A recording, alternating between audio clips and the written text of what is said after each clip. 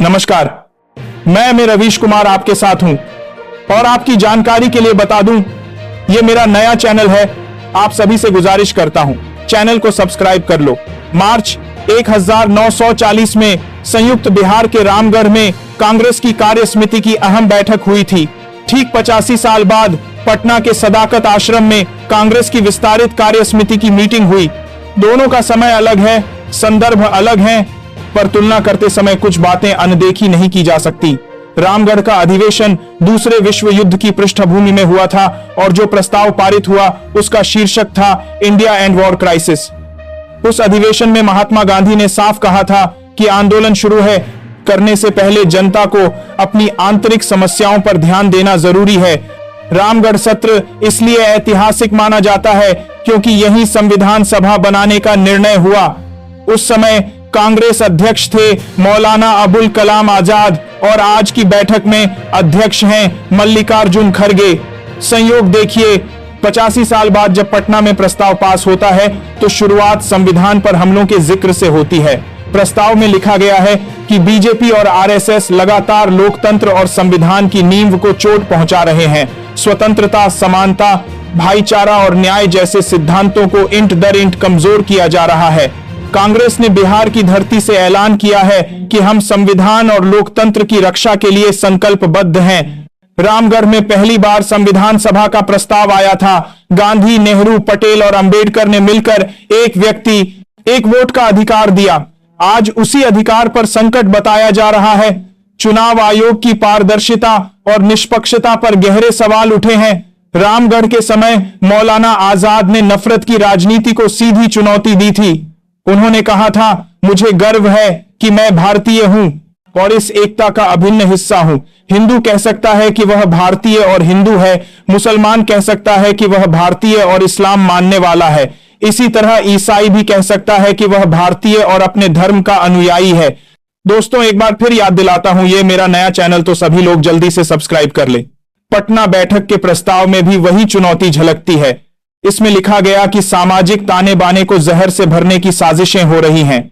सांप्रदायिक ध्रुवीकरण, अफवाहें और अल्पसंख्यकों को बदनाम करने की कोशिश लगातार हो रही है। दलित और आदिवासी हिंसा व भेदभाव झेल रहे हैं। शीर्ष स्तर पर आरएसएस को मुख्य धारा में लाने के प्रयासों की आलोचना की गई। बिहार में चुनाव होने वाले हैं और धर्म आधारित भाषण जरूर होंगे। सवाल यही है कि क्या कांग्रेस मौलाना आजाद की तरह वैचारिक जवाब दे पाएगी। कांग्रेस को अक्सर आरएसएस से सीधे लड़ने वाली पार्टी नहीं माना गया, लेकिन राहुल गांधी बार बार आरएसएस का नाम लेकर बोल रहे हैं और अब कांग्रेस वैचारिक लड़ाई को अपना लक्ष्य बता रही है। पार्टी जानती है कि किससे लड़ना है, पर यह भी जानना होगा कि आज आरएसएस सत्ता की ताकत से हर जगह फैला हुआ है। प्रचारकों की मेहनत के साथ सत्ता का संरक्षण बड़ा कारण रहा है। याद रखिए, आरएसएस पहले तिरंगे को सलामी नहीं देता था और आज भी उनके मन में तिरंगे के प्रति वही संदेह है। कांग्रेस नेताओं ने कार्यकर्ताओं से कहा कि आप पार्टी की रीढ़ हैं। आरएसएस नफरत की विचारधारा फैलाता है, जबकि कांग्रेस सत्य और अहिंसा की विचारधारा लेकर खड़ी है। बिहार में कांग्रेस का संगठन कमजोर रहा है, लेकिन पूरी तरह खत्म नहीं हुआ। इसी बचे हुए ढांचे पर भरोसा करके पार्टी अब नई रणनीति बना रही है। बीजेपी के लिए अब तक आसान था कि आरजेडी को टारगेट करे, लेकिन लगता है कांग्रेस वोट चोरी के मुद्दे पर बीजेपी को घेरने की तैयारी कर रही है।